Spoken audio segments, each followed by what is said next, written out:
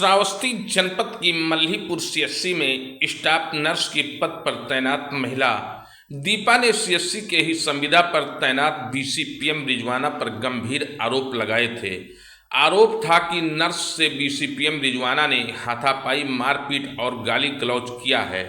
वहीं पीड़िता ने थाना मल्हीपुर पुलिस को तहरीर देकर कार्रवाई की मांग की थी। वहीं पुलिस ने इस मामले में एक अज्ञात और बीसीपीएम रिजवाना समेत 2 लोगों पर मामला दर्ज किया है, जबकि पुलिस मामले में विवेचना करके आगे की कार्रवाई में जुट गई है। दरअसल सामुदायिक स्वास्थ्य केंद्र मल्हीपुर में स्टाफ नर्स के पद पर तैनात अनुसूचित जात की विधवा महिला दीपा के द्वारा मल्हीपुर पुलिस को तहरीर दी गई थी। वहीं आरोप है कि सीएचसी के आवास में वो अपने बच्ची के साथ अकेले रहती थी, जहां बीते 23 नवंबर को सीएचसी में ही तैनात बीसीपीएम रिजवाना और उनके साथ रह रहे एक व्यक्ति के द्वारा मामूली बात पर हाथापाई, मारपीट और गाली गलौज की गई थी। वहीं इस मामले में पुलिस से जांच कराकर कार्रवाई की मांग की गई थी। आखिरकार मल्हीपुर पुलिस ने मामले को संज्ञान में लेते हुए सीएचसी मल्हीपुर में संविदा के पद पर तैनात बीसीपीएम रिजवाना और एक अज्ञात समेत 2 लोगों पर मामला दर्ज किया है।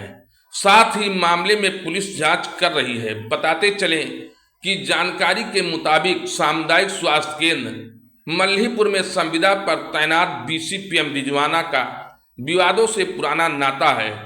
कुछ महीनों पूर्व बीसीपीएम रिजवाना पर ही आशा बहु नियुक्ति के दौरान एक महिला से रिश्वत मांगने का भी आरोप लगा था। वहीं इस मामले का ऑडियो भी वायरल हुआ था और उस वक्त बीसीपीएम रिजवाना व अधीक्षक डॉक्टर एसबी सिंह को स्वास्थ्य विभाग ने दोषी करार दिया था और आरोपों की पुष्टि भी हुई थी। लेकिन जब एफआईआर दर्ज कराई गई तो अकेले अधीक्षक एसबी सिंह के खिलाफ ही एफआईआर दर्ज हुई, जबकि बीसीपीएम रिजवाना का नाम शामिल नहीं किया गया था।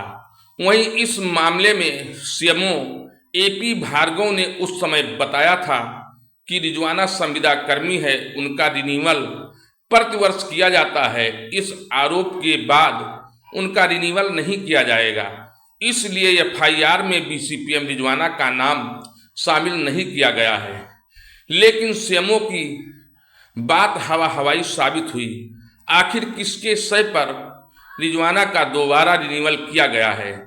वहीं बीते नवंबर 2021 में भी बीसीपीएम रिजवाना पर एक गंभीर आरोप लगा था, जिसमें बीसीपीएम रिजवाना के स्थानांतरण को लेकर आरोप है कि उन्होंने अपने सहयोगियों के साथ तत्कालीन सीएचसी अधीक्षक मल्हीपुर रविंद्र कुमार को भी जान माल की धमकी दी गई थी, जिस पर सीएचसी अधीक्षक रविंद्र कुमार के तहरीर पर थाना मल्हीपुर में अभियोग भी पंजीकृत हुआ था, जिसमें 3 लोगों के खिलाफ एफआईआर दर्ज हुआ था।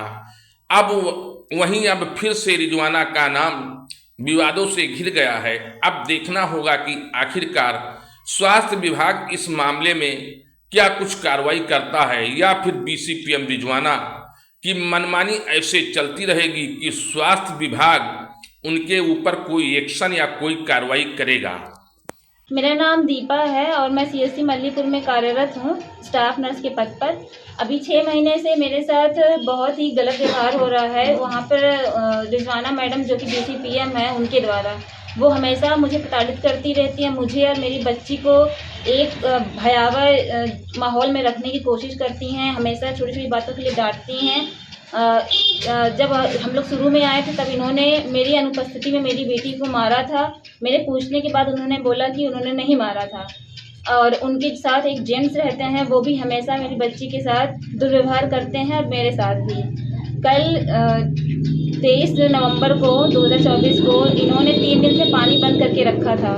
वो जब मैं सुबह खोलने गई हूँ तो ये 2 लोगों ने मिलकर के बीसीपीएम रिजवाना और उनके साथ रह रहे एक जेंट्स, दोनों लोग मिलकर के मेरे साथ हाथापाई किए हैं, मारपीट किए हैं और गाली गलौज किए हैं, ज़्यादा से ज़्यादा गालियाँ दिए हैं और पानी खोलने से मना किया है। और मेरे हाथ से फ़ोन छीन करके इन्होंने फेंक दिया, जो कि कुछ ऐसे हो गया है। और जब मैं चीखी हूँ, चिल्लाई हूँ, तो पीछे से गाँव वाले मेरी मदद के लिए आए हैं। हमने अपने स्थानीय थाने पे जो है शिकायत दी है बीसीपीएम मैडम के खिलाफ कि इन्होंने ऐसे-ऐसे मेरे साथ कार्य किए हैं, और पुराने में भी जितने भी इन्होंने मेरे साथ अव्यवहार किया है, मैंने अपने सीएससी मल्लीपुर के अधीक्षक को भी शिकायत किया है, पर आज तक उसका निस्तारण नहीं हुआ है। और कल की जो ये कल का जो ये कार्यवाही है, उस पर भी मैंने थाना में शिकायत दी है, पर उस पर भी कोई इस पे अभी तक कार्रवाई नहीं हुई है। मैं चाहती हूँ कि इसका एक न्यायपूर्ण समाधान हो। मेरा इन्होंने जो ये आर्थिक रूप से मुझे कमज़ोर किया है, ये ला करके मुझे वापस दें, और जो मेरा अपमान किया है वो भी वो पूरा करें। चाहती हूँ कि पुलिस एफआईआर दर्ज करे और उनके खिलाफ सख्त से सख्त कार्रवाई करे।